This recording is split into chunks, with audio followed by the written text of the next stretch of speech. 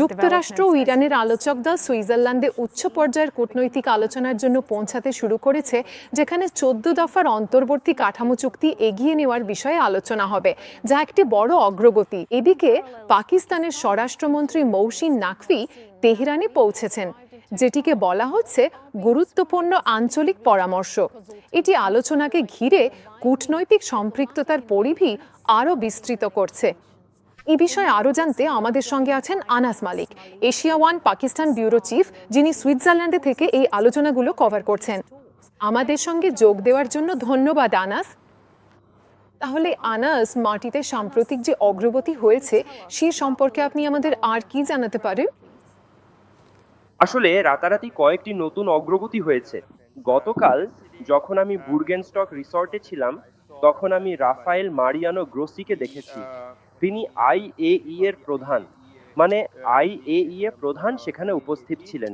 আর গতকাল কিছুক্ষণ আগে আমি ইরানি সূত্র থেকে শুনছিলাম যে কোনো একটা অগ্রগতি হতে পারে।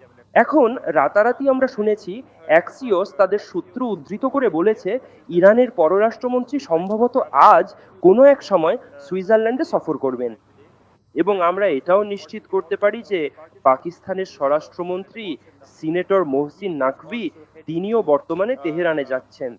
তার তেহরান সফরের মূল উদ্দেশ্য হবে যুক্তরাষ্ট্র ও ইরানের মধ্যে আলোচনা পুনরায় শুরু করা এবং অপর পক্ষকে বোঝানো যে এই আলোচনা আশুরা বা 10ই মুহররম পর্যন্ত বিলম্বিত না করা উচিত।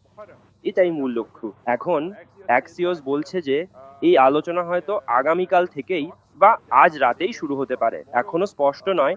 তবে সব মিলিয়ে এটি পাকিস্তানের স্বরাষ্ট্রমন্ত্রী মহসিন নাকভির জন্য অত্যন্ত গুরুত্বপূর্ণ একটি সফর হবে। এটি হবে তার তেহরানে 5ম সফর। এখানে এটাও বিশেষভাবে উল্লেখ করা প্রয়োজন যে যদি তিনি তার তেহরান মিশনের সফলতা অর্জন করতে পারেন, তাহলে তার সুইজারল্যান্ডেও যাওয়ার সম্ভাবনা অনেক বেশি। ধন্যবাদ। তো শুরুতে পাকিস্তান ও কাতারকে এই প্রক্রিয়ার একটি অংশের হোস্ট এবং মধ্যস্থতাকারী বলা হয়েছিল। তাহলে তাদের বর্তমান ভূমিকা সম্পর্কে আমরা আর কি জানি? আসলে পাকিস্তান ও কাতারই একমাত্র মধ্যস্থতাকারী। আসলে পাকিস্তানি একমাত্র মধ্যস্থতাকারী, এবং ঠিক বলতে গেলে কাতার পুরো বিষয়টিতে একটি সহায়কের ভূমিকা পালন করছে। এই প্রেক্ষাপটে আমি মনে করি এটি একটা গুরুত্বপূর্ণ অগ্রগতি যা এখন ঘটছে, এবং পাকিস্তান এই আলোচনার জন্য এই অঞ্চলের টেকসই শান্তি ও স্থিতিশীলতা অর্জনের লক্ষ্যে তার ইতিবাচক ভূমিকা অব্যাহত রাখবে। জি ধন্যবাদ। এবং এমনও খবর রয়েছে যে পাকিস্তানের স্বরাষ্ট্রমন্ত্রী মহসিন নাকভি তেহরানের পথে রয়েছেন। আপনার মনে হয় এই আলোচনার এজেন্ডা কি, আর এগুলো কিভাবে বৃহত্তর কূটনীতিক চিত্রের সাথে মানিয়ে যাচ্ছে?